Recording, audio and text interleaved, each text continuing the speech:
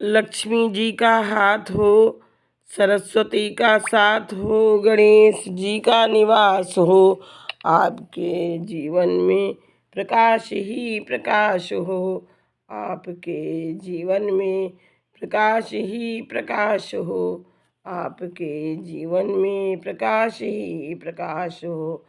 शांताकारं भुजगशयनं पद्मनाभं सुरेशं विश्वाधारं गगनसदृशं मेघवर्णं शुभांगं लक्ष्मीकान्तं कमलनयनं योगभिर्ध्यानगम्यम्। ओम केशवाय नमः, ओम नारायणाय नमः, ओम माधवाय नमः। ओम अपवित्रा पवित्रो वा सर्वावस्थां गतोऽपि वा या स्मरेत पुंडरीकाक्ष सावाय अभ्यंतर शुचि। इस प्रकार पूजा प्रारंभ करके आज बृहस्पतिवार के दिन बृहस्पतिवार की व्रत कथा का जो है करते हैं पाठ। सच्चिदानंद रूपाय विश्वोत्पत्ति आदि हेतवे तापत्रय विनाशाय श्री कृष्णाय वयं नुमः। श्रीमन्महागणाधिपतये नमः। लक्ष्मी नारायणाभ्यां नमः।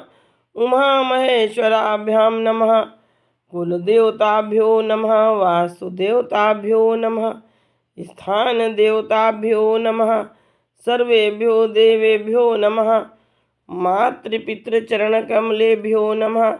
इष्टदेवताभ्यो नमः। श्रीमन्महागणाधिपतये नमः। ओम उमामहेश्वराभ्यां नमः। ओम उमामहेश्वराभ्यां नमः। मातृपितृचरणकमलेभ्यो नमः। इस प्रकार से प्रथम पूजा करके गणेश जी की आज बृहस्पतिवार की व्रत कथा प्रस्तुत है। तो आज बृहस्पतिवार के दिन केले के वृक्ष का पूजा की जाती है। भारतवर्ष में एक प्रतापी और दानी राजा राज्य करते थे। वह नित्य गरीबों और ब्राह्मणों की सहायता करते थे। यह बात उनकी रानी को अच्छी नहीं लगती थी। वह ना ही गरीबों को दान देती थी, ना ही भगवान का पूजन करती थी और राजा को भी दान देने से मना किया करती थी। एक दिन राजा शिकार खेलने वन को गए हुए थे तो रानी महल में अकेली थी।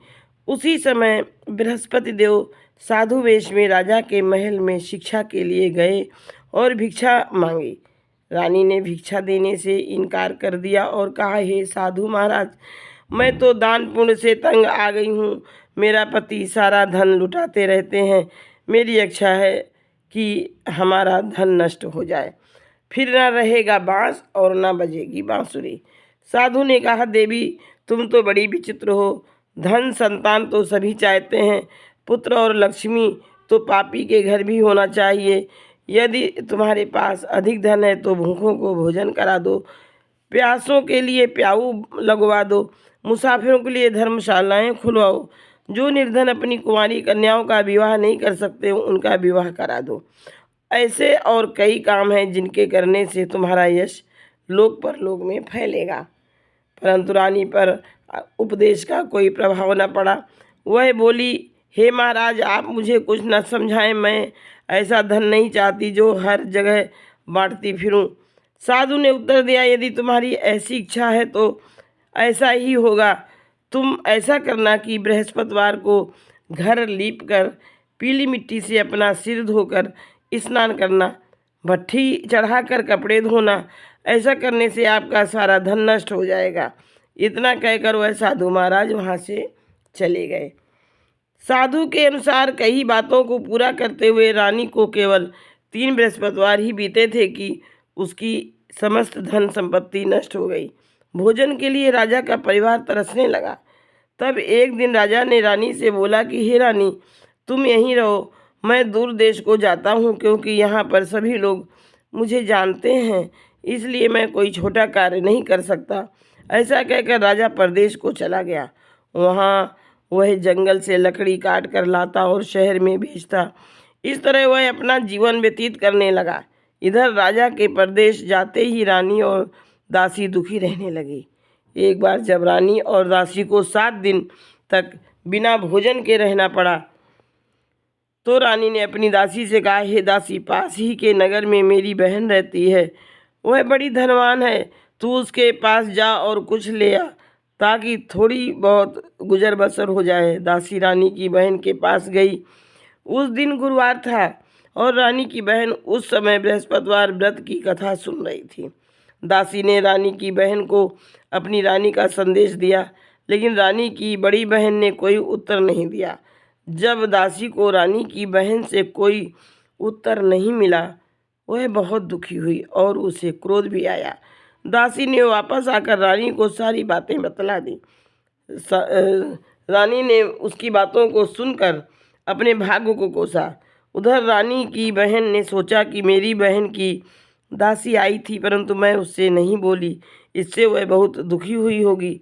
कथा सुनकर और पूजन समाप्त करके वह अपनी बहन के घर आई और कहने लगी, हे बहन, मैं बृहस्पतिवार का व्रत कर रही थी, तुम्हारी दासी मेरे घर आई थी, परंतु जब तक कथा होती है तब तक ना तो उठते हैं और ना ही बोलते हैं, इसलिए नहीं बोली।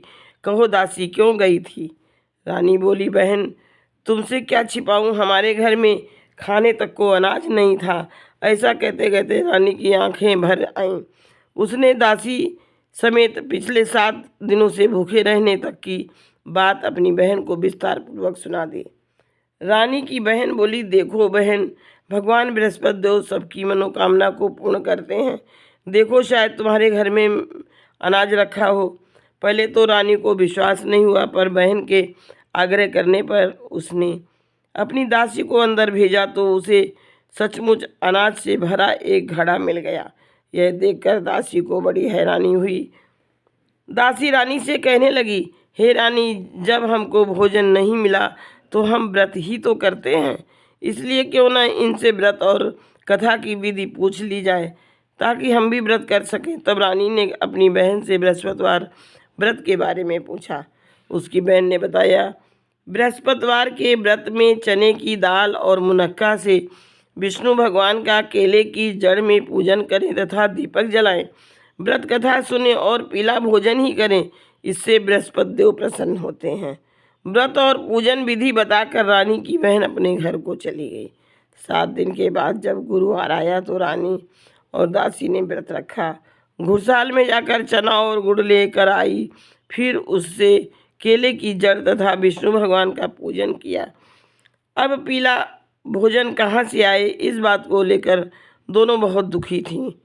चूँकि उन्होंने व्रत रखा था, इसलिए बृहस्पति देव उनसे प्रसन्न थे, इसलिए वे एक साधारण व्यक्ति का रूप धारण कर 2 थालों में सुंदर पीला भोजन दासी को दे गए। भोजन पाकर दासी प्रसन्न हुई और फिर रानी के साथ मिलकर भोजन ग्रहण किया। उसके बाद वे सभी गुरुवार को व्रत और पूजन करने लगीं। बृहस्पति भगवान की कृपा से उनके पास फिर से धन संपत्ति वापस आ गई, परंतु रानी फिर से पहले की तरह आलस्य करने लगी। तब दासी बोली, देखो रानी, तुम पहले भी इस प्रकार आलस्य करती थी, तुम्हें धन रखने में कष्ट होता था, इस कारण सभी धन नष्ट हो गया था, और जब जब भगवान बृहस्पति की कृपा से धन मिला तो तुम्हें फिर से आलस्य होता है। रानी को समझाते हुए दासी कहती है कि बड़ी मुसीबतों के बाद हमने यह धन पाया है, इसलिए हमें दान पुण्य करना चाहिए, भूखे मनुष्यों को भोजन कराना चाहिए और धन को शुभ कार्यों में खर्च करना चाहिए, जिससे तुम्हारे कुल का यश बढ़ेगा, स्वर्ग की प्राप्ति होगी और पितृ प्रसन्न होंगे। दासी की बात मानकर रानी अपना धन शुभ कार्यों में खर्च करने लगी, जिससे पूरे नगर में उसका यश फैलने लगा। इधर राजा दुखी होकर जंगल में एक पेड़ के नीचे आसन लगाकर बैठ गए। वह अपनी दशा को याद करके व्याकुल होने लगे। बृहस्पतिवार का दिन था। एकाएक उसने देखा कि निर्जन वन में एक साधु प्रकट हुए हैं। वह साधु वेश में स्वयं बृहस्पति देवता ही थे। लकड़हारे के सामने आकर बोले, हे लकड़हारे, इस सुनसान जंगल में तुम चिंतामग्न क्यों बैठे हो? लकड़हारे ने वो दोनों हाथ जोड़कर प्रणाम किया और उत्तर दिया, महाराज जी, आप सब कुछ जानते हैं, मैं क्या कहूँ। यह कहकर रोने लगा और साधु को अपनी आत्मकथा सुनाई। महात्मा जी ने कहा, तुम्हारी स्त्री ने बृहस्पति के दिन बृहस्पति भगवान का अनादर किया है, इसके कारण रुष्ट होकर उन्होंने तुम्हारी ये दशा कर दी। अब तुम चिंता को दूर करके मेरे कहने पर चलो तो तुम्हारे सब कष्ट दूर हो जाएंगे और पहले से भी अधिक धन संपत्ति प्राप्त होगी। तुम बृहस्पतिवार के दिन कथा किया करो। 2 पैसे के चने मुनक्का लाकर उसका प्रसाद बनाओ और शुद्ध जल से लोटे में शक्कर मिलाकर अमृत तैयार करो। कथा के पश्चात अपने सारे परिवार और सुनने वाले प्रेमियों में अमृत व प्रसाद बांटकर आप भी ग्रहण करो। ऐसा करने से भगवान तुम्हारी सब मनोकामनाएं पूरी करेंगे। साधु के ऐसे वचन सुनकर लकड़हारा बोला, हे प्रभु, मुझे लकड़ी बेचकर इतना पैसा नहीं मिलता जिससे भोजन